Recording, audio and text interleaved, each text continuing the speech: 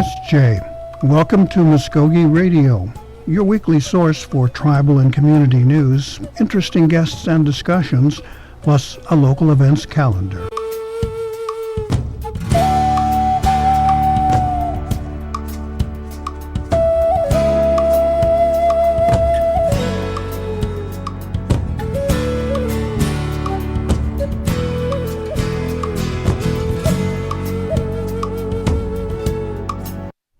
SJ, Stongo, Gary Fife, Jaho Jifganos, Mvskoke Radio, Mambo Hedgedawetchkis. Welcome to our program here today. We have tail end of summer coming up, and we're going to be switching to fall things like, more school, sports, winter things like that, and try and get you ready for the rest of the year. We have today a couple of things we will be sharing. First of all, there has been some ideas about changes being made for the use and possession of eagle feathers, a very important and sacred item to Native American people. Do they loosen the restrictions and allow more people to obtain and use these feathers? Do they tighten the restrictions? Do you have to prove you're a federally recognized Native person? We'll have a gentleman from the staff of the U.S. Fish and Wildlife Service to talk about some of those changes. And in that second segment there, we will also be talking to a federal staff person about the progress they made in stopping the fraud of Native American artwork, paintings, silverwork, other carvings and things like that. And we'll wrap up our show with an election update from Mr. Nelson Harjo from the Election Board. But first of all, let's get our first Fed on the line and go to work. Okay, Mr. Aiken, you with us? Yes, I am. Okay, good. Want to make sure that the phone line is working. I'm still here. Why don't we start off? Why don't you give me a quick capsule of who you are and who you work with? Okay, when we start off, you said? Yeah, let's go. Now, you, I understand, work with the U.S. Fish and Wildlife Service. Is that correct? Yes, that's correct.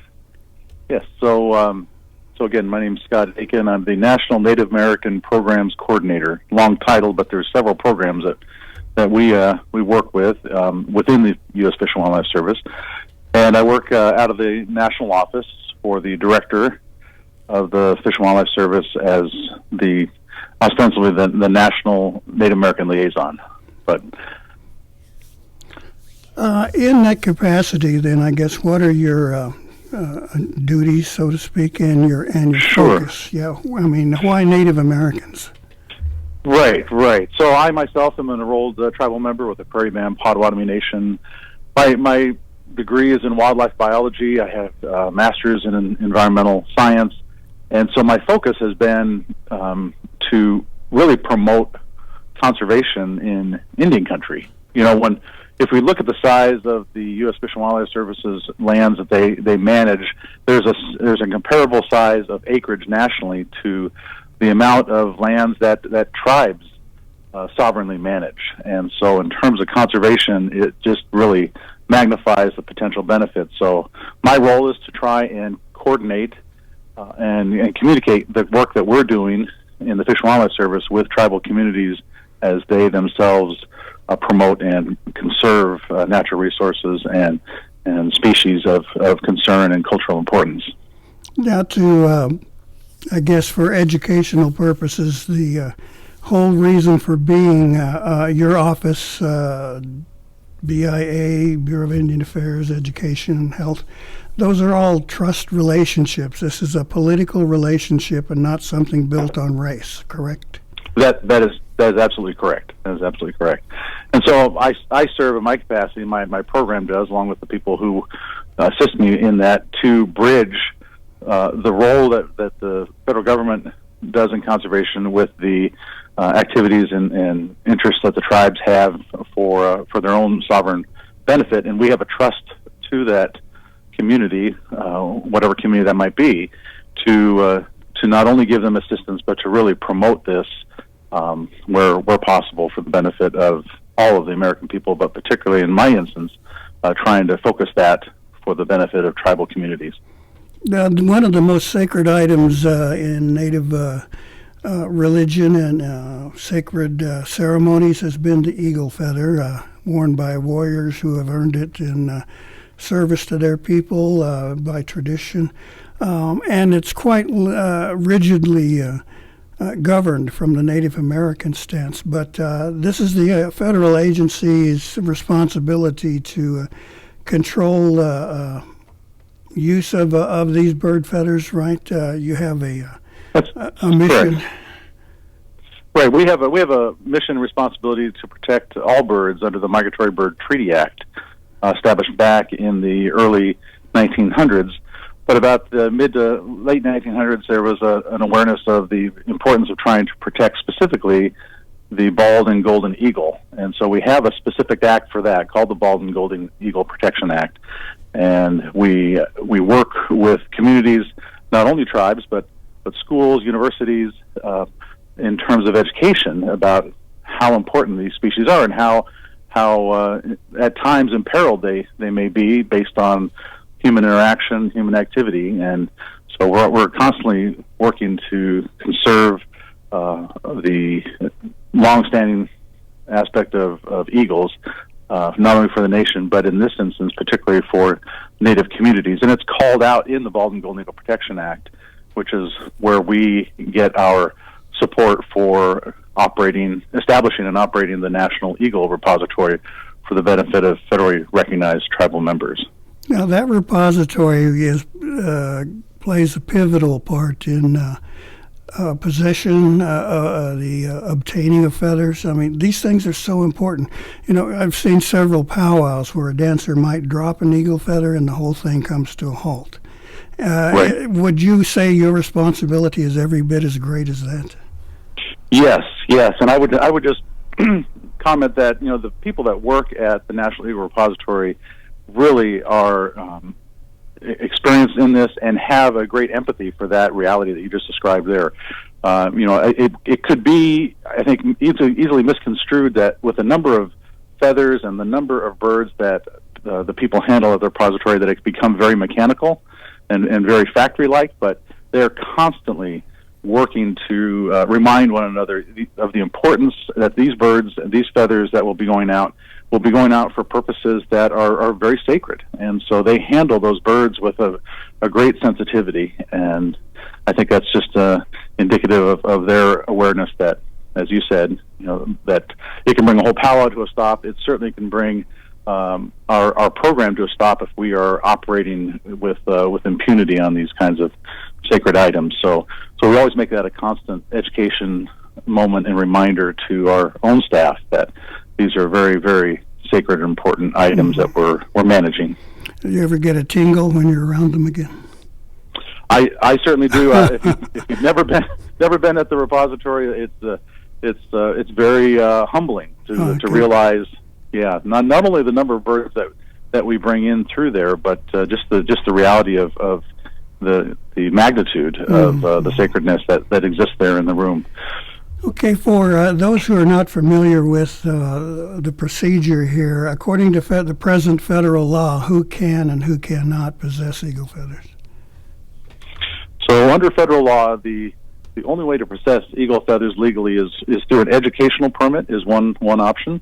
And we, as I mentioned earlier, we work with universities and schools for that purpose, and that's to promote conservation. And the other permitted process is to federally recognize tribal members either through the repository or through what we have established over the last decade and a half, tribal eagle aviaries. And some tribes have requested permits and advocated for the establishment of eagle aviaries, whereby they will help to rehabilitate eagles and or maintain eagles that are non-releasable because their injury doesn't allow them to survive in the wild.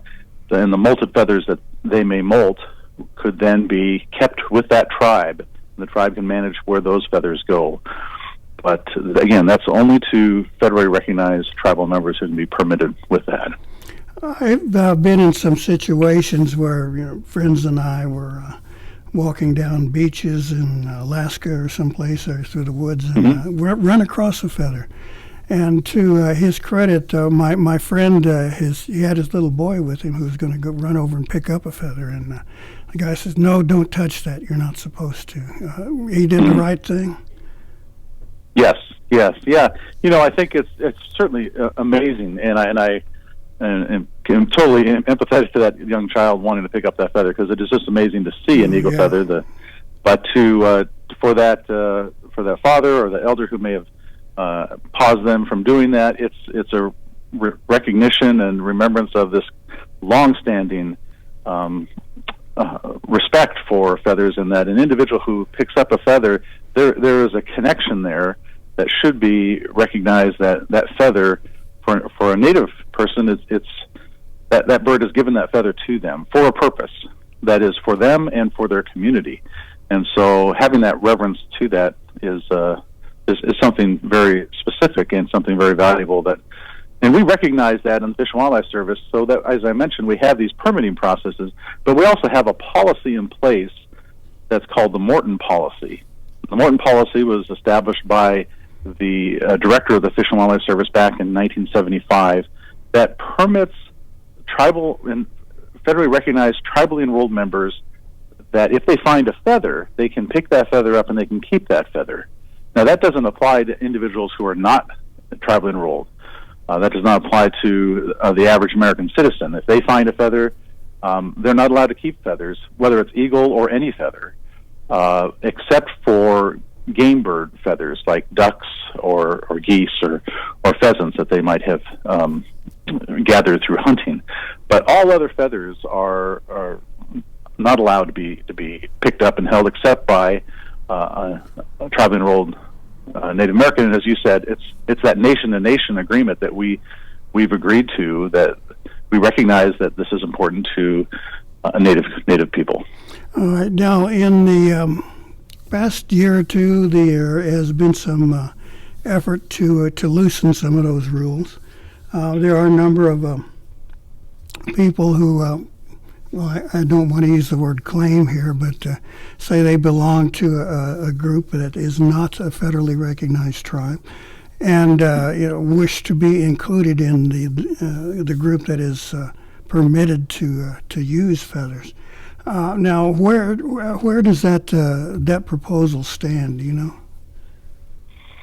Well, we're still in process on that, so I can't get into the details of the case itself. But we certainly are aware that there are other people who are not federally recognized tribal members who have a desire and an understandable desire for using eagle feathers. But as you said earlier, and I just wanted to re-emphasize that our agreement under this process is based on a nation-to-nation, a government-to-government agreement. It's not based upon a race relation.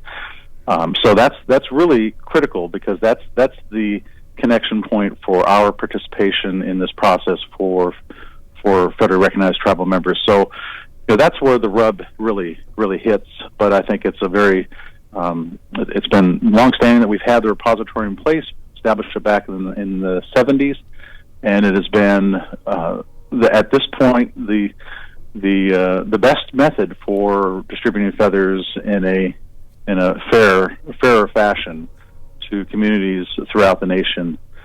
Historically, this is obviously not the way that tribal members would seek to find feathers, to go through a national repository. But because of the condition of where tribes have been over the centuries, limited down to the reservation sizes that they are, the exposure to eagles is less, and so that's, I think, really where the outgrowth of the repository comes into to be. Mm-hmm. Now, you say it's a rare sight, and I would have to agree with you there. I mean, driving down the road. If you're in Alaska, it may not be. Yeah. But if you're in the lower 48, it is very much it. Well, actually, I lived in Alaska for 22 years, and it was nothing to see a bald eagle or a two. Right. Coming down and nailing a salmon or something like that. And their feathers were quite plentiful, well, maybe not plentiful, but were not that hard to find. And I have to confess, I ran across a couple of them, and made sure that they were either left alone or they found a good home. And now, if I had not been a member of the Mvskoke Creek Nation and just sort of felt like I was Indian in spirit, that action would be illegal, correct? That's correct. That's correct. Okay, because I've had people who said, they were Indian in spirit, and I knew one guy who actually wore a feather in his hair, and it just sort of riled me a lot. That I said, no, this is wrong. You're supposed to earn those things and be given them, and you don't just put them in your hair just because you think you're Indian. I'm sorry. And we've had people in high standing in the federal government who have received gifts from tribes that have gifted them a feather in respect and honor to them, be they generals or secretaries within the federal government, what have you. And we've had Fish and Wildlife Service had to remind those individuals that you don't have a legal right to hold those feathers, so they'd have to be put in a public place as an educational component. They wouldn't be personally yours, and that's been hard. So it's not an easy thing to address, and we constantly have to educate internally to the federal government, internally to states, and externally to the public about how this comes about and who has authority and ability to hold feathers, and we're constantly in that educational process. Wasn't there a governor that received a gift like that fairly recently, and I believe he passed it on to other places? Right, exactly. And so we work with those individuals when they're gifted that, one, in respect of the gift from the tribe that it is, and two, in respect for the individual who received it, that they really value it, and being empathetic to that, though, we remind them that here's how we could honor that feather or those groups of feathers, and that was what you're referring to there, where it was put out into an educational process, if you will, that is legal, and at that point, then they can maintain that for a public display purpose. Right, I believe as a governor in one of the Northern Plains states that was in that situation. Let me ask you about numbers here for a second here. How many legitimate, let's call it, requests do you receive, perhaps monthly or yearly? And how many give me some idea of how those that are rejected because they just really don't have much basis? Well, so for instance, the repository itself receives well over 1,000 requests a year, and we fill over 1,000 requests a year that come in, and the wait times on those can be anywhere from 5 months to 7 years. 5 months for a bald eagle, for a whole bird request, but for something like an immature golden spotted eagle, that's what oftentimes tribal people can recognize that term. That's a 7-year wait for a specific request like that. There's fewer golden eagles than there are bald eagles, but we have this broken down to not only address whole bird requests, but we address wings. If a person requests, they can request wings. They can request 10 quality feathers. They can even go down to 20 miscellaneous feathers if they're in need of feathers and they aren't particular. They can go down to that gradation, and those are much shorter wait times. As an example, for a pair of bald eagle wings, it's 2 months. For a pair of immature golden wings, it's 6 months. So, a lot of the focus of this most recent regulation change we made it was trying to break through this limitation. We recognize that this has a limitation to it, and the staff works diligently there at the repository to get those requests filled as quickly as they can. And some of that limitation really rests in the number of birds that come in. We don't have a lot of golden eagles that come in, and so that wait time of 7 years is representative of that low number that we receive. But as you mentioned, in Alaska and other states, the bald eagle has really rebounded since the reduction of DDT and the expulsion of DDT use. So we have many more bald eagles than we do golden eagles. Far more demand than supply. Right. What about the other side of the coin? Have you had requests from like pretendians, as we call them, fake Indians, people who just say, we have this club and we want Right. feathers. Do you have Right. any of those?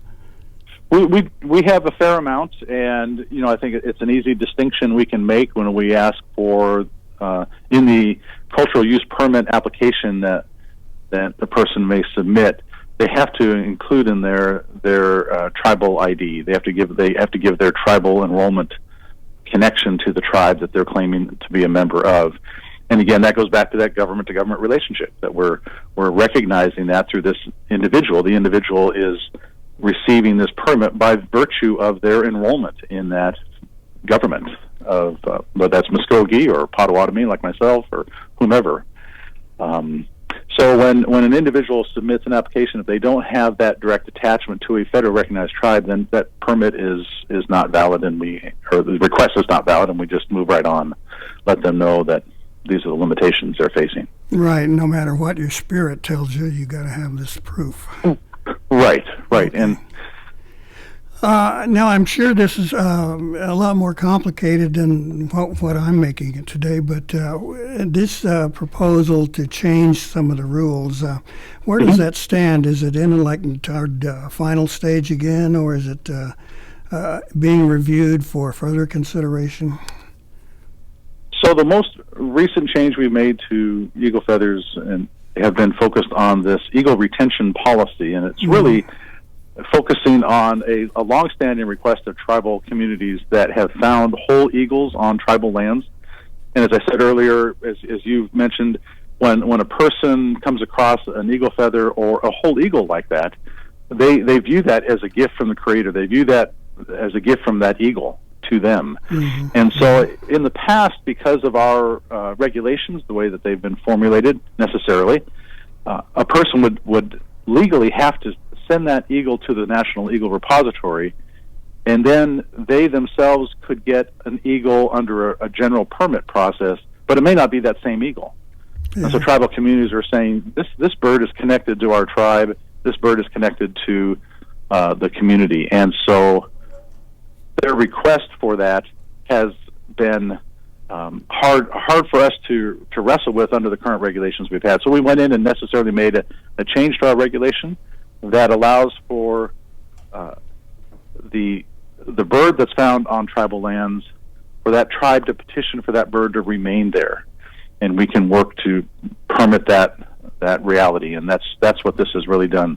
And this rollout of this new policy was done along with the White House and with the Department of Interior, and we did that this past August, on August 13th, down at the Citizen Potawatomi Nation. And that was just a really powerful event.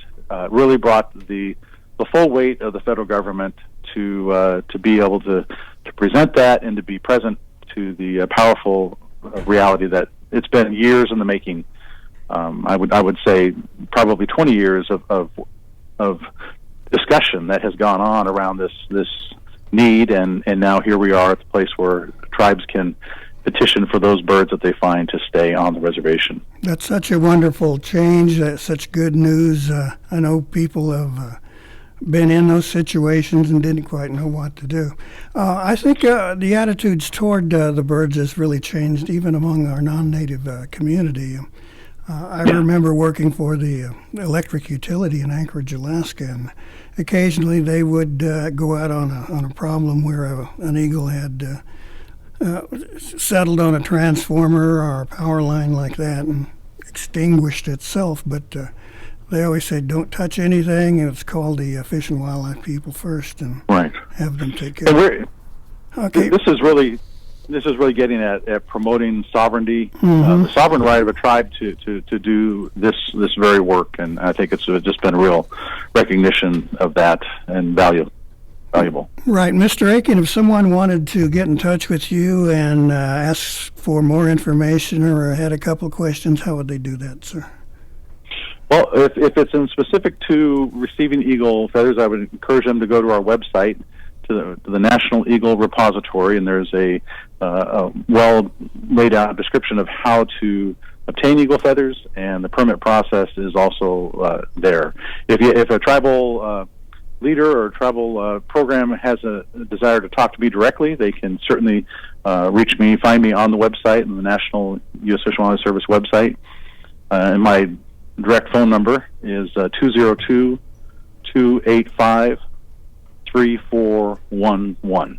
Mr. Scott Aiken, thank you so much for chatting with me this morning. I hope we have performed our educational duties here for our community and our non-native neighbors. And who knows, maybe you might see a few more feathers starting to sprout up here and there. Okay. Very good, Miigwech. Thank you. Oh, well, we'll say Mado and Ga. All right. We're going to move on here.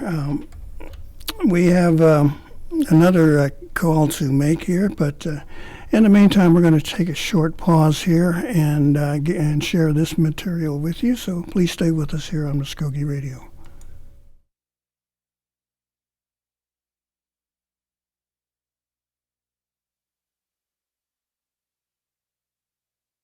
Hear that? That's the sound of hope being killed by meth. Methamphetamine use is causing huge problems in our community. Hear that? That's the sound of something you can do about it. Events like rodeo, res ball, and family time can help keep kids away from meth. Talk to your kids. Keep our culture alive. A message from the Partnership for a Drug-Free America and the National Congress of American Indians. Learn more at ncai.org.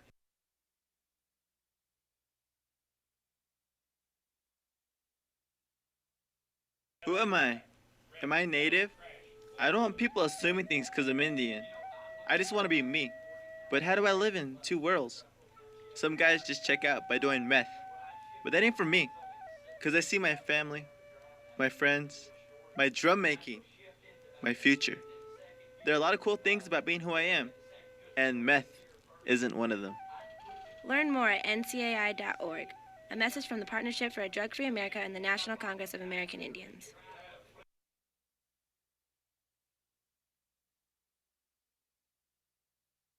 Who am I? Am I Indian? Just 'cause I'm a girl from the res, don't make things up about me. What if I move away? Then who am I? Some kids try meth just to escape, but then I think about my grandma, my little brother, my beadwork, my poetry, and I think, I like who I am, and I know meth is not for me.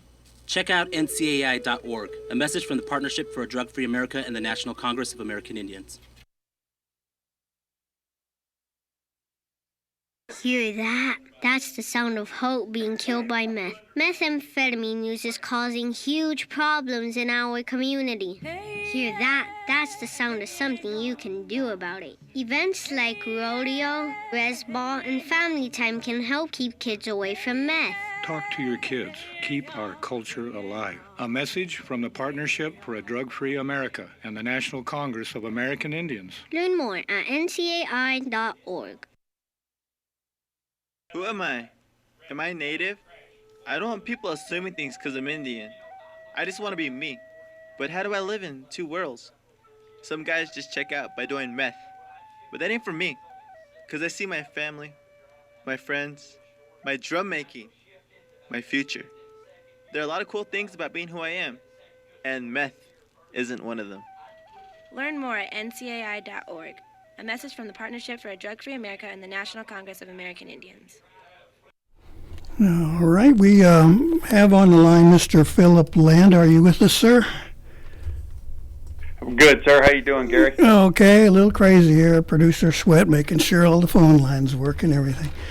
We were wanting to get an update on how the feds were doing in prosecuting and trying to battle against the fraud of Native American art, and that's part of your responsibility. Is that correct, sir?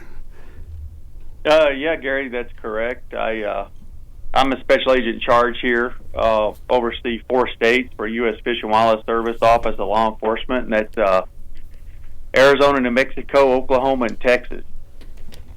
And one of those I've been entrusted with is working with the Indian Arts and Crafts Board in enforcing the Indian Arts and Crafts Act. Now, recently we were, I guess last year maybe, we were aware of your agency making some real progress in its campaign against these fake dealers and artists and things like that, and particularly in the Southwest. Now, is that right? That was your group of folks? Yeah, that's correct. I'll let you a little bit more about our role, if you want me to. It's yeah. Why don't you give me a quick capsule there? Okay. Well, it's as you know, it's the problem is art fraud in the Native American community. So what we're seeing is opportunistic. It exposes a market that a lot of people do not know about, in a federal statute that's not been primarily enforced, and holding individuals and companies responsible. So part of our role, the service, U.S. Fish and Wildlife Service Office law enforcement in Native American art counterfeiting schemes, is to investigate those individuals and businesses that are violating several federal statutes. And primarily it's 18 U.S.C. 1159, misrepresentation of Indian produced goods and products. But as part of those, in any investigation, we also look at several other federal statutes. For example, frauds and swindles, laundering of monetary instruments, which is money laundering, wire fraud, mail fraud, conspiracy, and now aggravated identity theft, which carries a minimum mandatory 2 years, taking someone's identity and using it falsely. But we look at what a lot of people out there, we try to get out to the communities, and especially Native American communities, is letting them know, is that, we look for those investigations that's causing the most damage to the Native American historical culture under the Indian Arts and Crafts Act. We also want to know how many people are doing it, how many businesses are unlawfully involved in the schemes, and how much illegal proceeds are being profited. Just like any other, I think, federal enforcement agency, we try to go after the whole organization. So the counterfeiters, the manufacturers, and the smugglers. I mean, we try to do several law enforcement techniques and strategies to unravel these schemes, and we work with the Indian Arts and Crafts Board.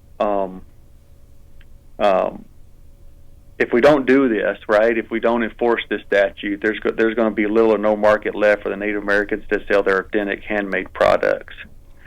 A lot of Native Americans depend on this authentic handmade products as a sole source for income.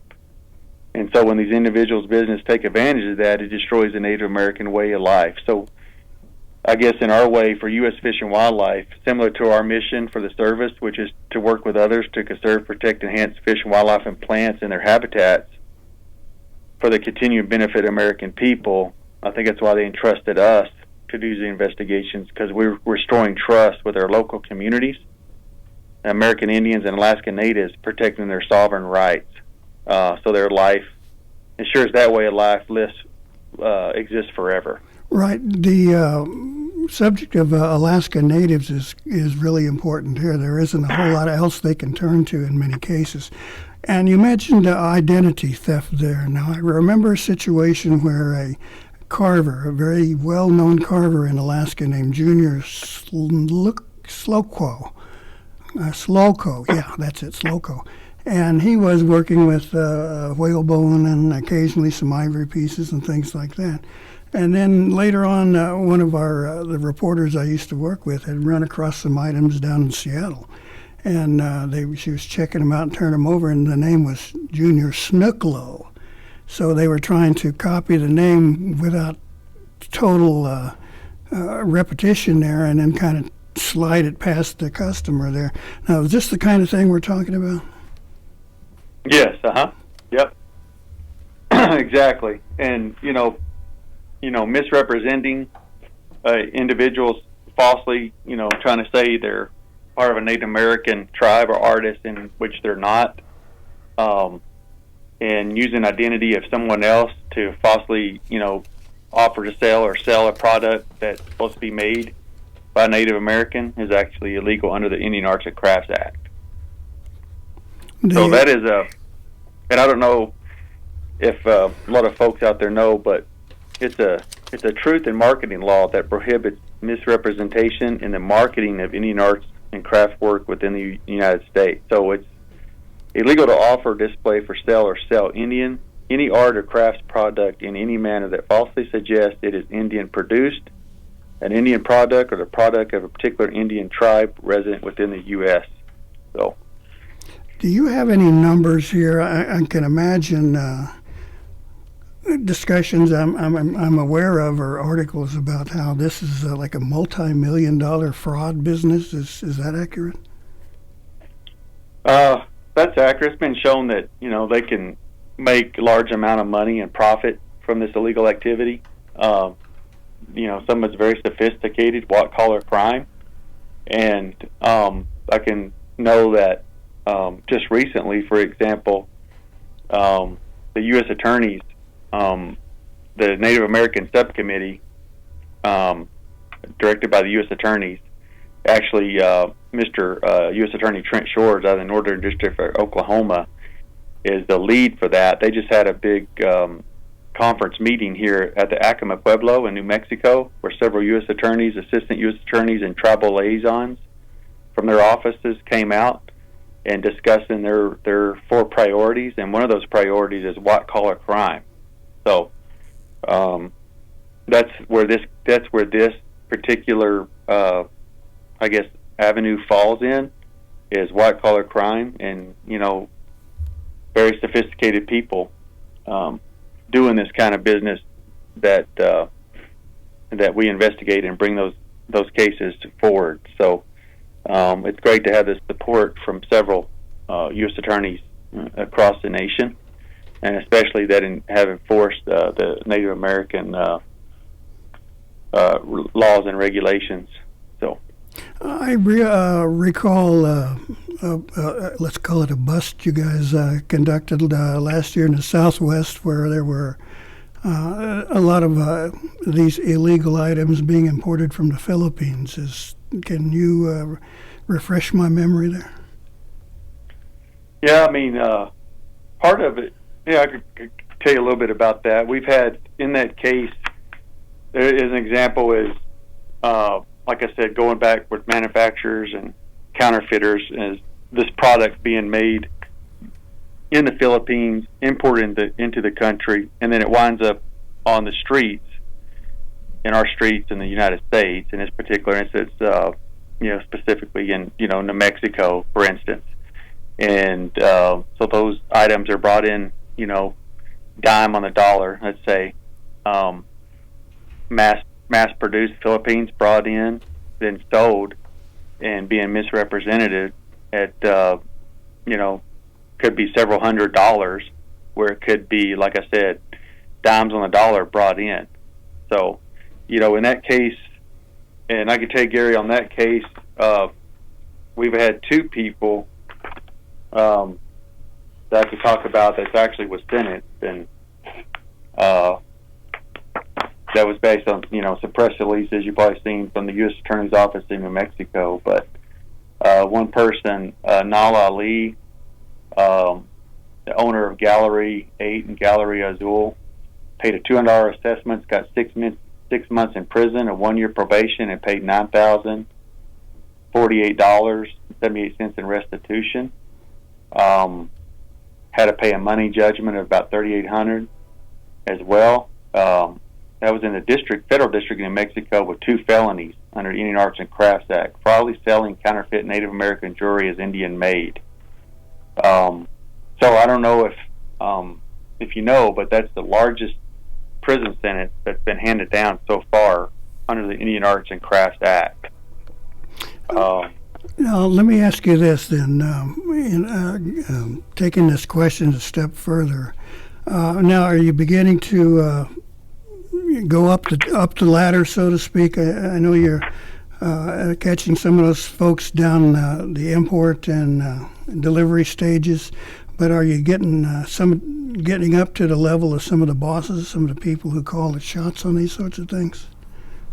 Yeah, exactly. Like I was saying earlier, I mean, our goal is get the damage being done to the resource and the individuals and the subjects that are actually, you pull the curtain, right? You pull the curtain behind and see what's behind the curtain. You don't want to get just like in any investigation, I say street dealers, or just like in, let's say, people selling street dealer drugs on the street, our ultimate goal is pull the curtain over and getting the people that's actually responsible for it. The counterfeiters, the smugglers, and the wholesalers, not actually the street vendors and people selling certain trinkets on the street. We want to take down a whole larger organization that's either domestic or international. So we're definitely looking at all that and see how many people are involved, and and present that information to the U.S. Attorney's Office, and hopefully substantiates the elements of the crime, and then prosecute these individuals or businesses. Right. I guess I've been watching too many cop shows. Yeah. Now, without giving you the details, are there other such operations on the horizon or in progress? I mean, you're not going to stop there. I mean, where are you now? No, exactly. So, I mean, just like, it's nothing new. People watch a lot of television. They know. They see the cop, like you mentioned, Gary, the cop shows. I mean, we have complaints coming in all the time. We look at those complaints, and, we see what damage is being done, and if there's actually violations we can go after. So, and we work with individuals that actually want to work with us, that plead guilty to certain crimes, that want to cooperate with the government. We have informants out there always looking for information. So there's a variety that's not new to the public, and individuals, like you said, that watch TV, they know we certain ways to gain this information. And so we're always on the horizon looking for those cases and investigations, and we have several more going, as you can imagine. Well, that's good to hear. Now, we have seen in the last couple of years Native groups that run Indian art shows are stepping up and saying, you got to prove you're federally recognized or else you can't come in and be part of this show. Is that kind of thing useful to you, or is it perhaps make it a little more difficult? No, I mean, that's useful information. I mean, one of the things that I think we try to get out, to the public is one of the, not just an investigation part of it, is the outreach and education is very important. I mean, and I don't know if you know, but there's 3 museums that the Indian Arts and Crafts Board run. One's in Rapid City, South Dakota, the Sioux Indian; Anadarko, Oklahoma, the Southern Plains Indian; and Browning, Montana, the Plains Indians.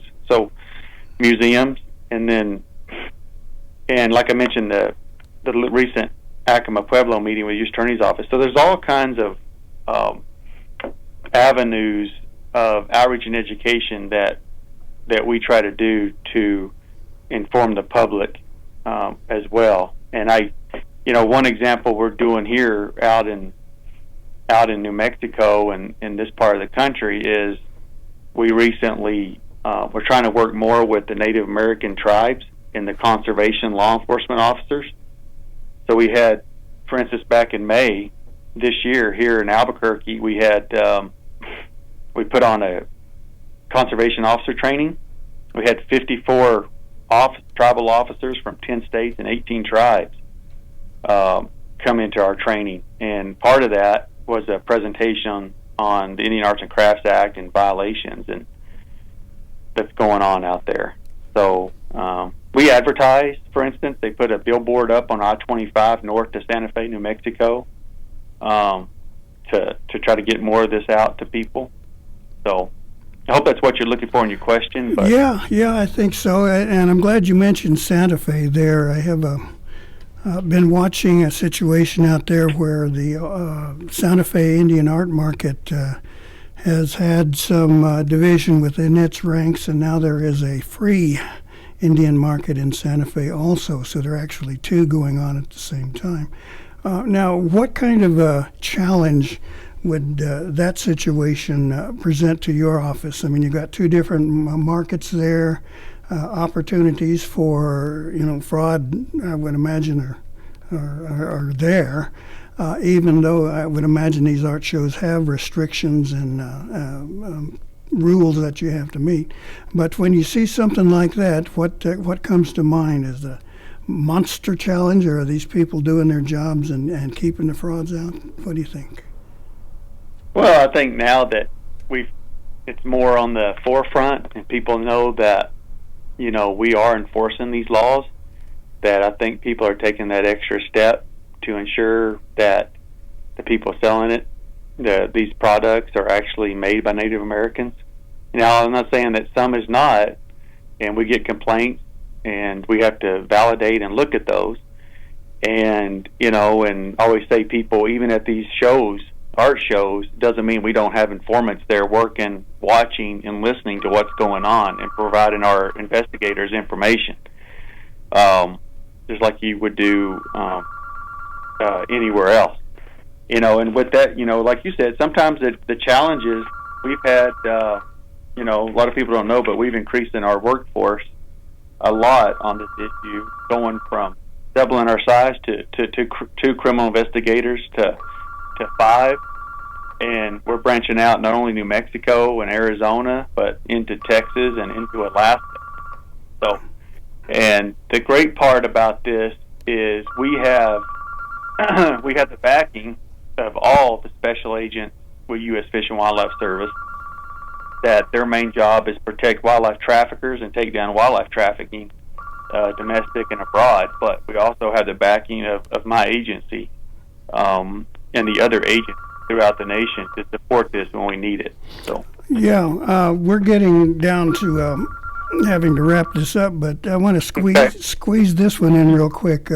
So are you and your staff then pretty good at spotting the fake? I mean, are there identifying things that you look for, red flags, something that tells you this ain't right? Yeah, our agents have got better at that, but we're lucky to have, like I said, experienced people that work, that we can reach out to, certain artists out there that if we have a concern or don't know for sure, we can ask certain artists out there that have stepped up to assist us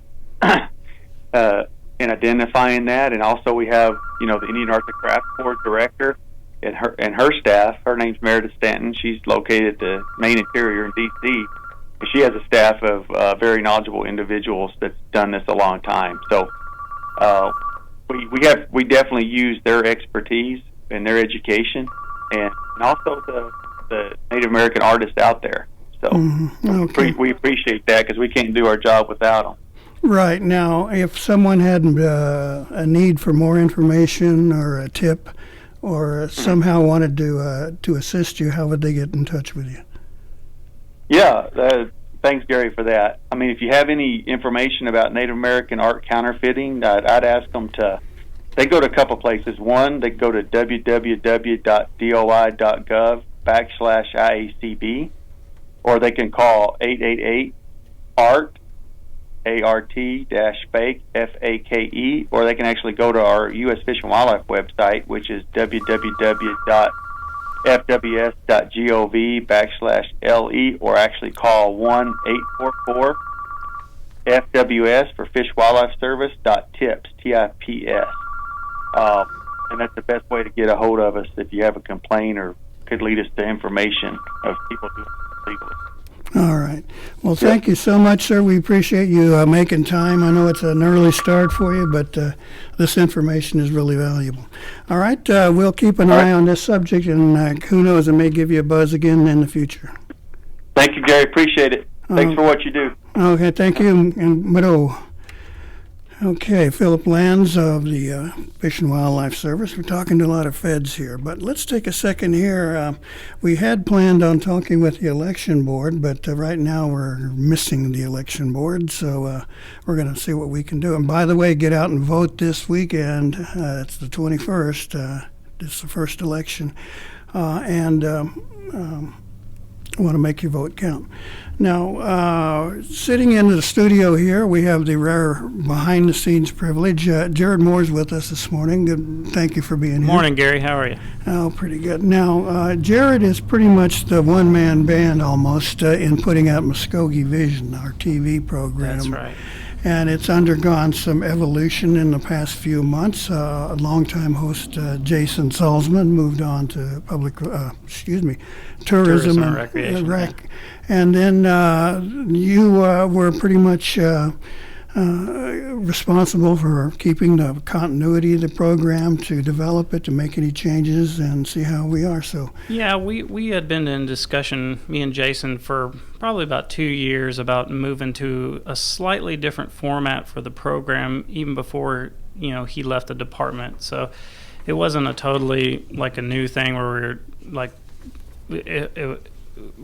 had to hit the ground running without any information. One of the things that we had always done on the show, format-wise, was have in-studio segments where a host would pitch to commercial, or the host would introduce segments, et cetera, kind of like a standard talk show type format. And we were always, for the past few years, had been trying to move away from that to more a seamless kind of a flow for the show, where you would just go from one story to another, from one location to another, and we would make up the space of time between that we had to fill for each program, because we have to send a program that's 28 minutes and 30 seconds to the television station with those transitional pieces, whether it's B-roll or little inserted parts about subjects that maybe were shorter. We just, because of the news cycle, hadn't had an opportunity to do that change. So when Jason moved on, that's when we were in a situation where I was like, we could go ahead and institute this rather than try to bring in some other staff or have me come on and be a host and keep the format that we had. I was like, we might as well just go ahead and jump in the pool on this one and start doing the new format. The deep end of the pool, by the way. Well, we like I said, we had plans in place for it. One of the things that we started off with was trying to focus on, if you go up in the Tulsa area, or really all through Oklahoma, there's a huge network of city parks, national parks, that a lot of times even the locals don't know about. Right, and if you go to these parks, you can see that like they're really beautiful and they put money into them and everything. And so one of the things, and they also a lot of times, particularly in Tulsa, correlate with ceremonial grounds or like creek society sites like the Council Oak, etc. And so just at the start of it, my plan was, I can go to these parks and kind of spotlight each one for an episode and say, hey, this week on the program we're going to have these stories, and then here's some sights and sounds from this park, kind of like how they would do if you watch like a Sunday news program or something. They'll have a filler part at the end that's kind of like scenes from Niagara Falls or something like that. Now, they have the budget to send the videographers to those things, and we don't, obviously. So, but also, there was the angle of, maybe a citizen or somebody's watching the program on TV, and they say, "Oh, that looks like a great park. They have a great trail there. I want to go to that park." And they can go from there as a jumping off point for them. So we did that and utilized that to fill maybe 2 or 3 minutes on an episode. Now that those parts have gotten compressed even more, because a lot of the programming, the actual news programming, is filling up the whole episode. One of the other format changes that we've started to do is, and part of the reason I'm down here today is because I wanted to try to include at least one of your programs on the television program every month. The idea being that, you have guests that come in where you're asking them live questions, and the radio audience that's listening right now knows that you have a good program, But the television side of that, the television audience was never seeing those great interviews that you have. So the idea would be, I would roll down here, bring my camera equipment, and just film the in-studio thing, kind of like a a lot of podcasts now will have a video component to them. And so the idea being that we would have 4 or 5 episodes of the TV show air every month on the Saturdays. Now, first of all, I want to say, oh, shucks. But something comes to mind where I think we're getting more bang for the buck. Like we give the chief, Chief Floyd. We've had Lisa Billy, the state cabinet member, and others. Yeah. Those kind of things I always kind of felt like I wanted to do, have it spread even more to change. Yeah. Well, and in my opinion, that's the money. Like if you have the chief come in and do an interview, whether it's with you or it's with us, and there's been several times where you have utilized audio that we've gotten on the radio program, so it shouldn't be separated. And if we can cross promote like that, it's only going to bring in more audience. If I run the radio show segment on the TV show and some citizen or viewer is watching the TV program and they see that interview, they're like, wow, this is a great interview. Or, like I didn't know the radio program was getting those type of interviews. They start tuning in, and vice versa, same thing. So right now the schedule that we're trying to run is we would have 3 shows of the month would be pure news shows. And then 1 show would be something that we have from our archive. If you go to our YouTube channel, we have a From the Vault thing that's archive materials, videos, and things that have been produced and collected by the department over the past 30 years, 40 years. We kind of package them and put them on YouTube. So 1 show of the month will be an archive show. I'm trying to keep that going. Yeah, I think it's quite popular. And now, speaking of YouTube, there is a Mvskoke radio website there, so tune in and you can hear the show again. Yeah, and if you're already a subscriber to the Mvskoke Vision or YouTube channel, if you go to our YouTube channel, you can see the Mvskoke radio channel is over to the side. It's an associated channel with us, so you might as well go ahead and plug the subscribe there too, because Gary keeps it updated and it's all great. All right, now we have a few minutes here left, and we always try to squeeze in a few community announcements, so Jared and I will take care of that real quick.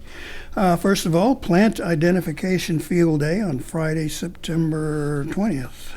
Ta-da! 8:30 to 4 p.m. Mvskoke County Extension Office, that's in Okemah. And hands-on plant identification, soil health, indicator species, and lunch provided.